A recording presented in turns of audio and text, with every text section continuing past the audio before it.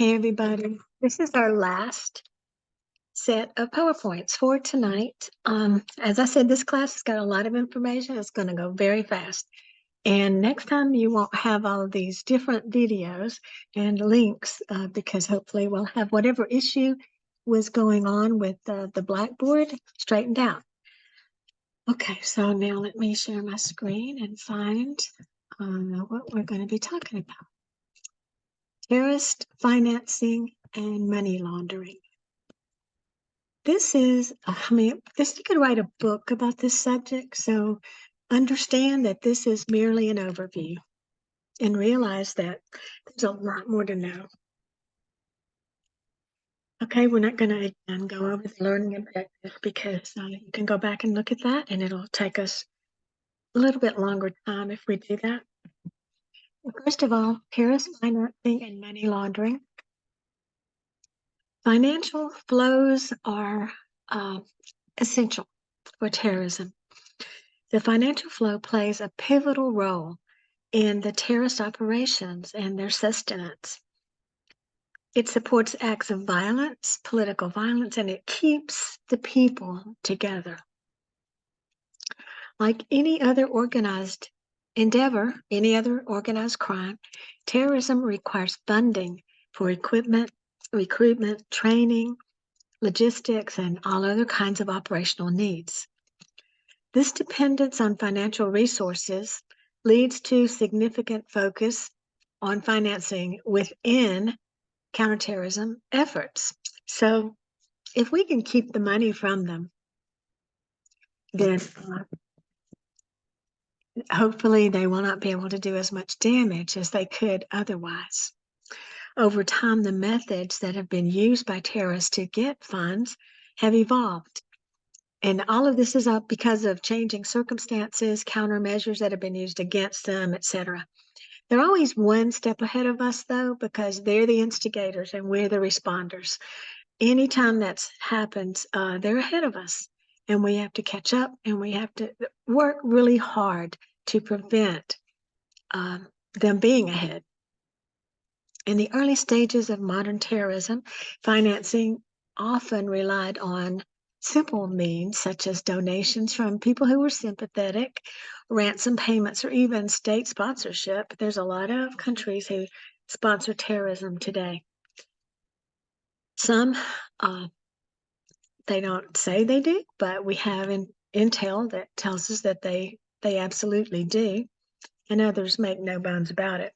However, as counterterrorism measures become more and more rigid, terrorists have had to adapt their strategies to evade detection. The Capone discovery marked a significant turning point in this type of financing when the Irish Republican Army, the IRA, realized that adopting tactics similar to organized crime networks like the mafia could provide a steady stream of funds.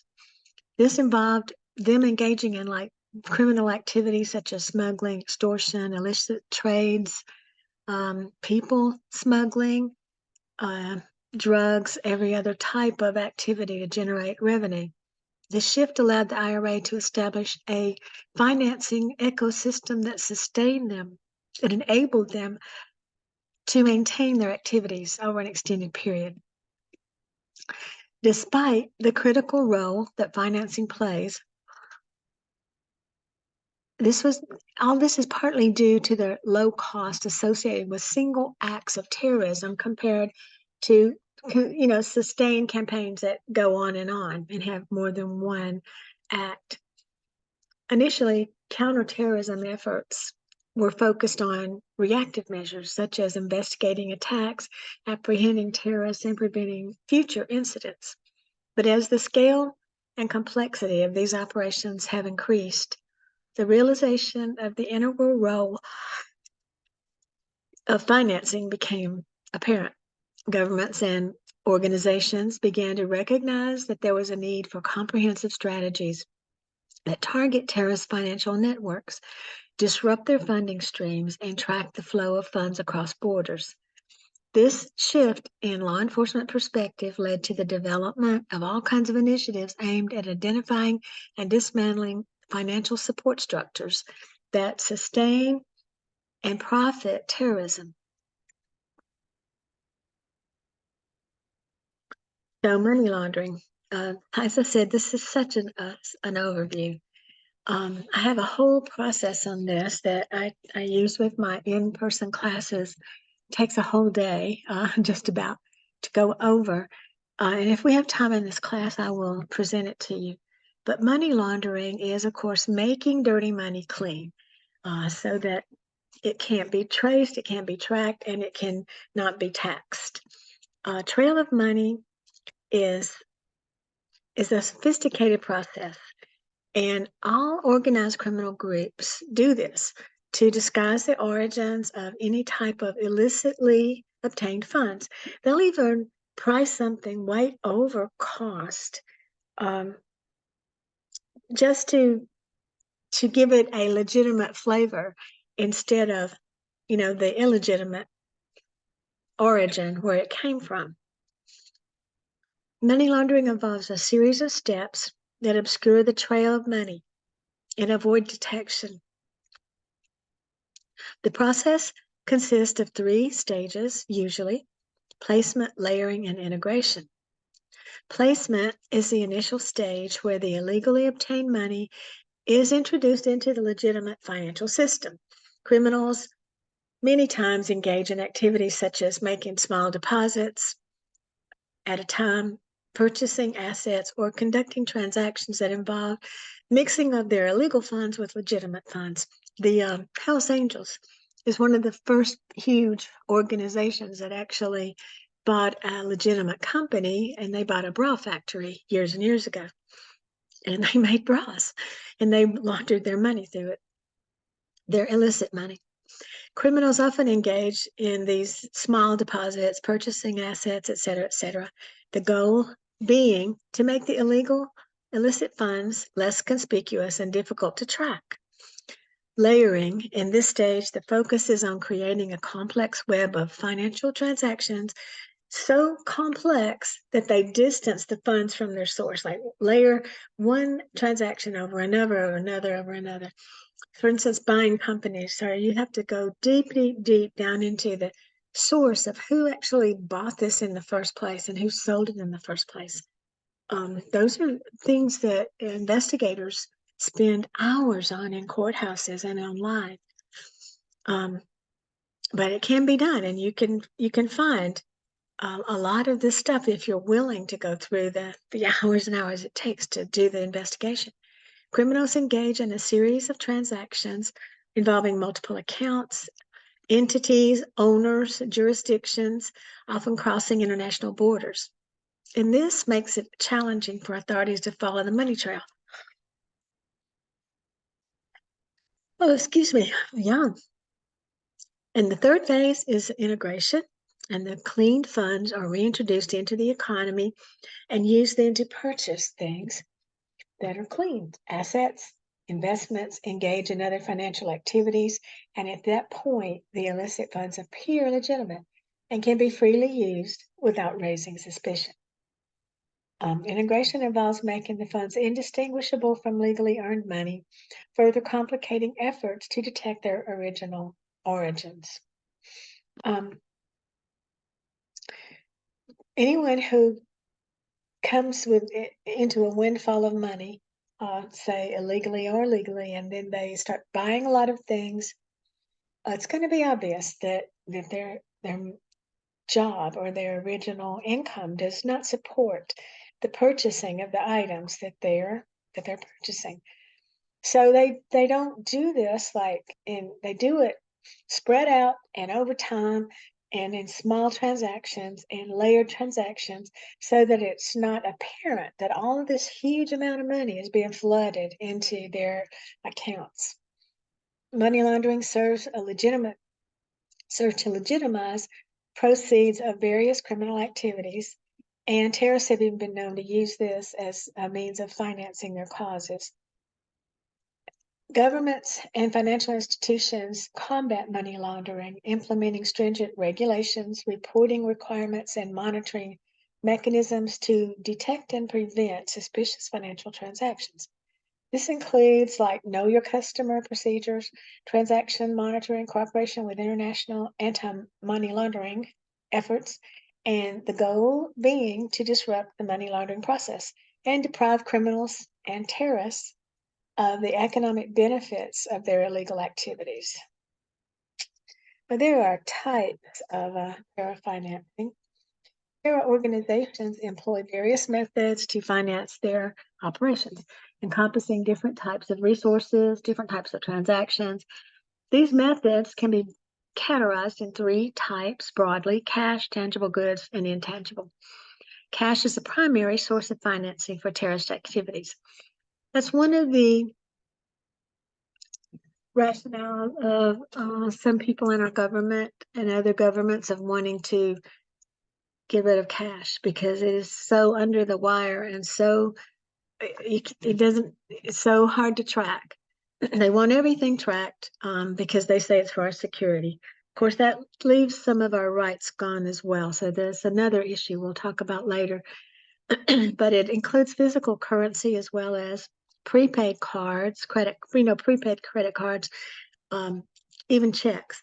These funds are used for a range of purposes: cashier's checks, money orders, bribes to gain support, to purchase weapons, and planning and executing different attacks. Terrorist groups also rely on exchange of tangible goods. They barter.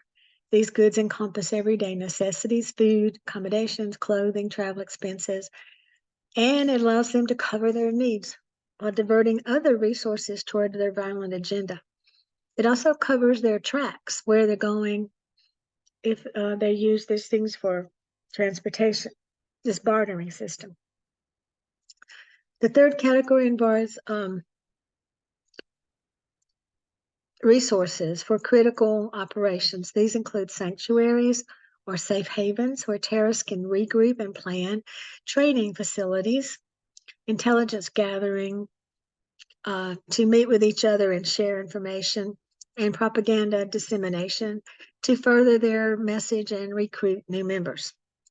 By diversifying their sources of funding across these categories, terrorist organizations aim to sustain their operations, maintain a level of operational secrecy, and exert influence in the world.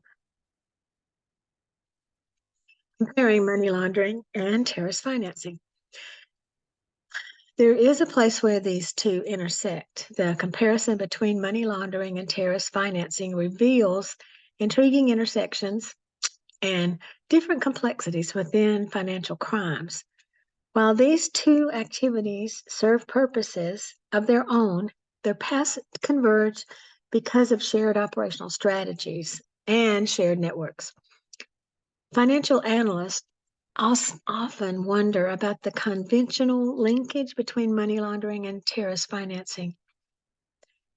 Although these activities have separate objectives, money laundering seeks to legitimize illegally obtained funds, while terrorist financing, the whole goal is to support violent agendas. It's not just to get the money and hide the money. But certain similarities emerge in their execution of these types of things. Both criminals and terrorists might exploit any kind of underground networks and pathways, using similar routes to move funds covertly and to evade detection. Robert Duru advised that terrorist strategy involves rendering the money dirty by obscuring where it came from, its lawful source, thereby hiding its connection to illicit activities. In this way, terrorists aim to distance their financial transactions from violent objectives, complicating their efforts to trace and decrease their funding sources. So this interplay between money laundering and terrorist financing shows the need for comprehensive and different sharing of countries' approaches to financial crime prevention. So we work toward a theory of terrorist financing. Michael Freeman's framework is all around this. Social scientist Michael Freeman developed a network for understanding terrorist financing. He offers a structured approach to dissect the complex dynamics of how terrorist groups acquire, manage, and utilize funds. This framework is comprised of 6 essential criteria that collectively shape the financial strategies of a terrorist group. First, the amount of money needed makes it clear that the financial requirements of a terrorist organization in sustaining its operation, from recruitment and training to executing attacks, is there. I mean, they need a lot of money to do these kinds of things, unless, of course, it's a very short one-man execution of their aims. Secondly, the need for legitimacy underscores the challenge of integrating funds that are illicit into the legitimate economy. And it requires strategies legitimizing the origin of these resources. The security of assets refers to safeguarding of the funds against confiscation. They do not want them confiscated, highlighting the imperative need to use more covert financial mechanisms. By identifying the sources of income, law enforcement can shed light on how the groups fund their activities, whether through state sponsors, like countries, criminal activities, or other means. Followed by the ability to control the flow of resources, which addresses the logistics of managing funds, enabling efficient assignment and preventing misuse, like somebody doesn't just take it and run with it or misuse it, spend it on something they don't want it spent on. Lastly, the simplicity of a group's financial system underscores the practicality of maintaining financial structures that facilitate resource and distribution of resource and minimal vulnerability to being caught. Now, Freeman's work offers a comprehensive lens through which we can analyze the twisted web of factors that influence terrorist financing, providing insights for policymakers, law enforcement, international organizations, and others in disrupting these illicit financial flows. Not as easy as it sounds, however.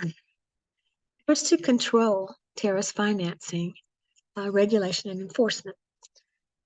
Efforts to control this financing involves multifaceted approaches that involve regulation, enforcement, and international cooperation.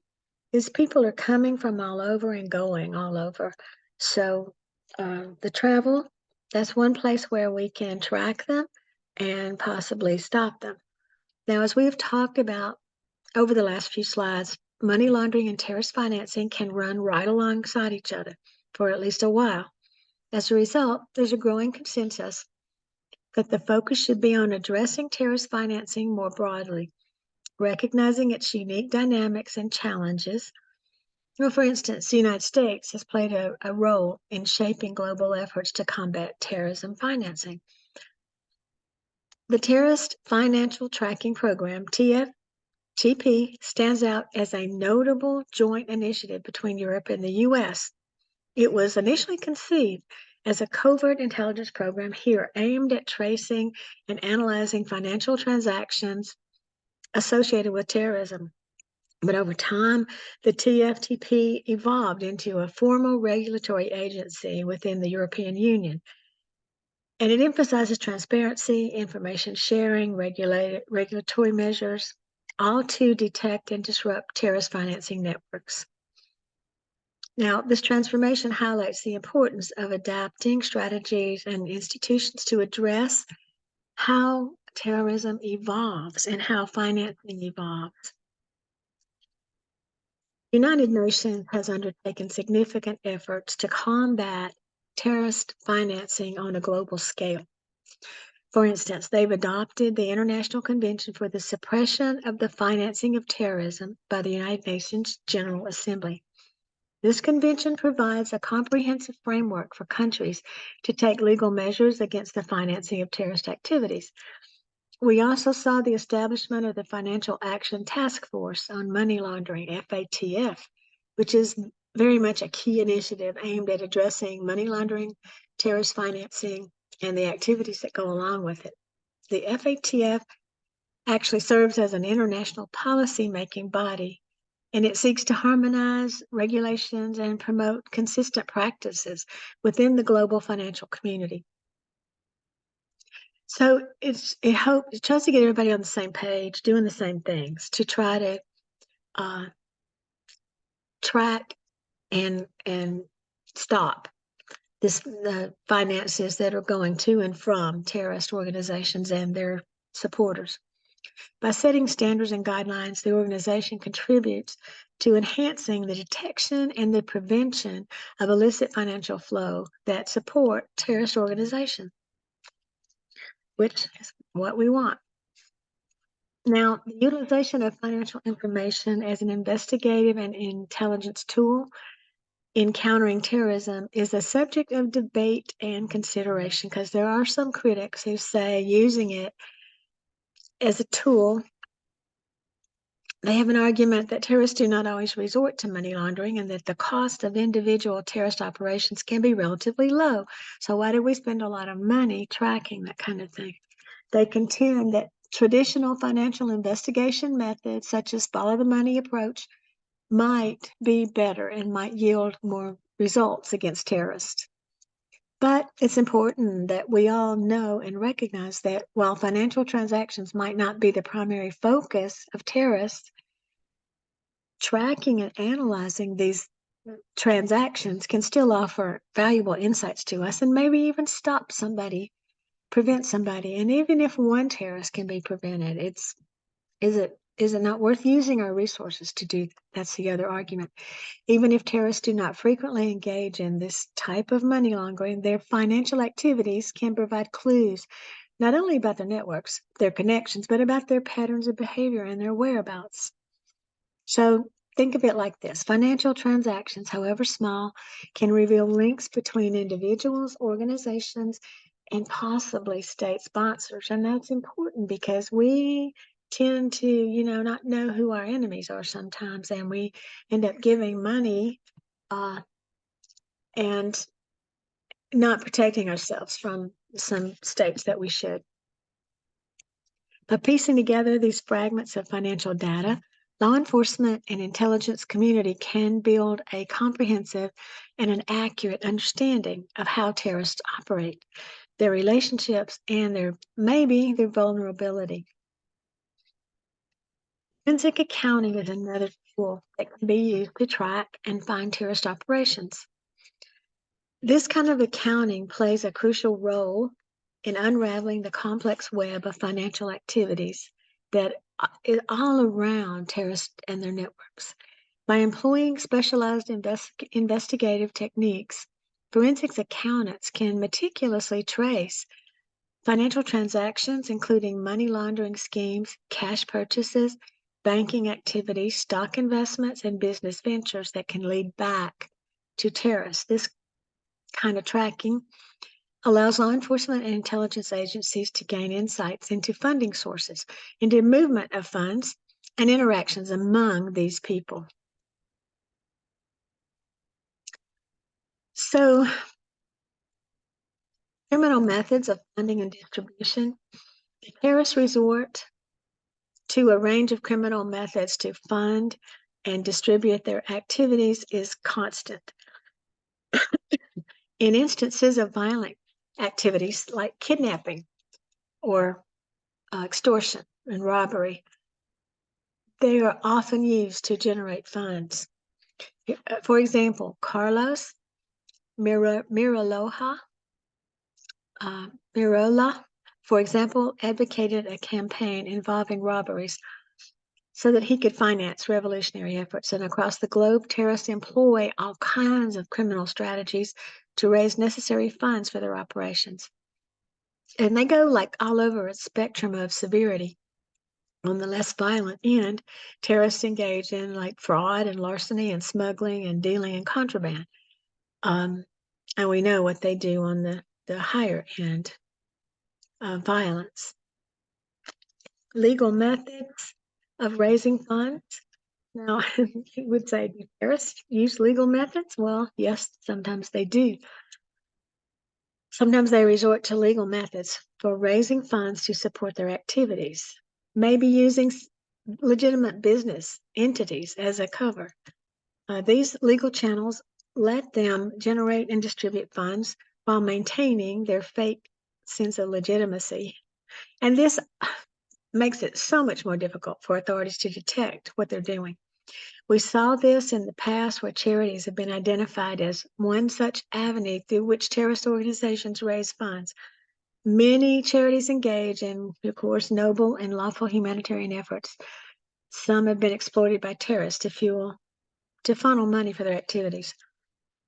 This exploitation can involve genuine charities that are infiltrated or coerced or threatened by extremist elements, as well as fraudulent charities that are just set up entirely to serve as fronts for funding terrorism. It's very concerning.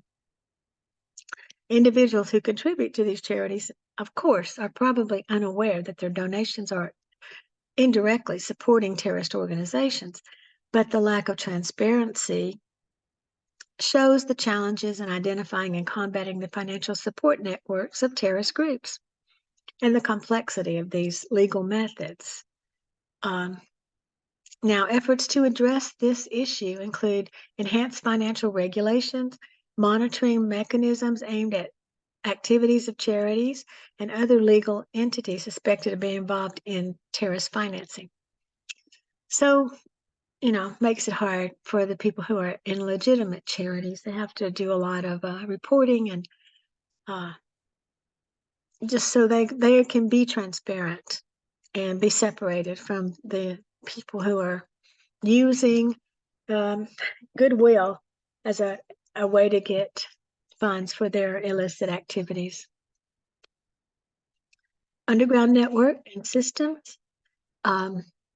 This is a significant role in terrorism financing. The FBI's $500 billion estimate of the underground economy emphasizes how big of a scale this is. Terrorists exploit these networks not only for moving funds, but for smuggling illicit goods as well. Hidden transfers. This is it's called the Hawala system, and it's complex, but it represents a method of conducting financial transactions that normally invades traditional monetary system. In the Hawala system, an informal value transfer occurs without the direct change of money. Instead, a promissory note known as a chit is swapped between parties. This unconventional approach has led to it being termed a money transfer without money movement by the U.S. Treasury Department. The Hawala system operates on a foundation of trust and established relationships, making it really challenging to track.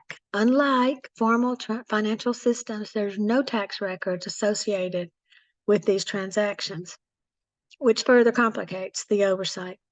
This characteristics had made it an attractive choice for individuals and entities that are looking to move funds discreetly, including criminal networks and terrorists. But due to its inherent secrecy, the Hawala system has been exploited by various illicit actors for money laundering and terrorist financing purposes. Because it's decentralized and trust-based, it makes detection and intervention very difficult. The system's ability to facilitate cross-border transactions without a paper trail has made it a focal point to counterterrorism efforts. And you can see how this works here in the little diagram. Group 1 in country A wants weapons. Group 2, group member gives money to Hawala dealer. Hawala dealer gives receipt to member. Member emails receipt to Hawala dealer in country B. Hawala dealer in B tells arms dealer money is deposited. Dealer smuggles arms to group, and there you go. Just goes back. Political economy of terrorism. The political economy of terrorism has undergone significant transformations in the aftermath of the Soviet Union's collapse and the subsequent era of globalization. These changes have given rise to a new landscape, and terrorist organizations will exploit geopolitical dynamics and different governance vulnerabilities. One aspect is the emergence of opportunities within failed states. Now, a failed state, as you know, characterized by a lack of effective governmental control over a specific region. In these areas, authority may be with warlords, criminal factions, or even competing governments trying to exercise power against each other. And such environments provide fertile ground for terrorist groups to establish their safe havens, recruit members, and even carry out operations. And they don't have to worry about fear of robust government intervention. Another idea in the political economy of terrorism is a shell state. In a shell state, a central government may technically hold nominal control over the entire territory, but it is unable to enforce laws or provide basic social order across the entire region. So large portions of that state might be in disorder or might be under the influence of other people or entities. It might be criminal organizations or insurgent groups. So this fragmentation of authority creates opportunities for terrorists to exploit all of these areas that have weak governance, using them as operational bases or recruiting grounds. And we saw a lot of this happening in the Middle East during the fall of Iraq and Afghanistan. Now, both failed states and shell states exemplify the very complex interplay between political instability, governance deficits, and terrorism. But now we get to narco-terrorism. I told you this over, you guys, with a lot of information. Narco-terrorism is a multifaceted concept that reflects the intricate relationship between terrorism and the illicit drug trade. It can be understood through two interconnected but very distinct definitions. First is that of the terrorist using terrorist tactics to support drug operations. In this situation, narco-terrorism refers to the use of terrorist tactics by individuals or groups involved in drug trafficking. These tactics are employed to safeguard drug production, to transport it, to distribute it, often through acts of violence, intimidation, and coercion.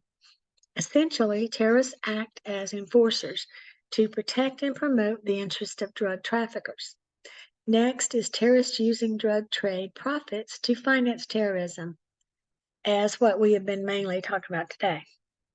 Now, the interplay between drugs and terrorism is evident in various real-world scenarios. Let's take Hezbollah and Hamas. These are two prominent militant groups that exploit the Latin American drug trade, and they do it as a means to raise funds for their activities. By collaborating with drug trafficking networks, they can generate substantial financial resources, and they support their agendas this way. Islamic groups in Central and Southeast Asia are another group that have been known to derive significant portion of their funding from the drug trade, and they do so in Central and Southeast Asia. The illicit drug trade serves as a critical revenue stream for these groups to sustain and expand their operations. Drug trafficking in northern Mexico would be another example of narco-terrorism.